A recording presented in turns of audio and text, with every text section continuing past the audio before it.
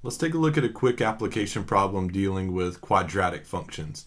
It says the distance an object moves in t seconds is given by this quadratic function, 2t squared plus 6t, which basically means if you give me a time and you plug it in, whatever the outcome is, that's the distance that the object has traveled in that many seconds.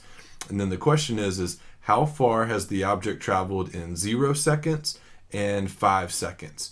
All right, and so let's give this one a shot.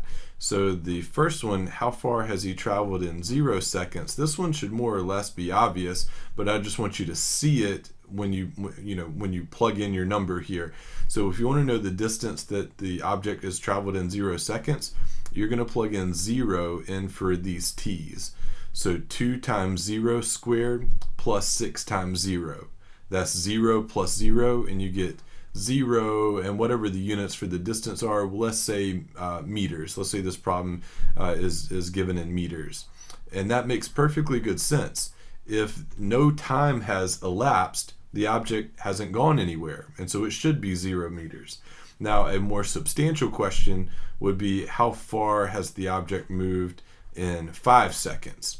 So what we want is f of 5. The distance is traveled in 5 seconds. So we'd have 2 times 5 squared plus 6 times 5. Now make sure you do your order of operations correctly.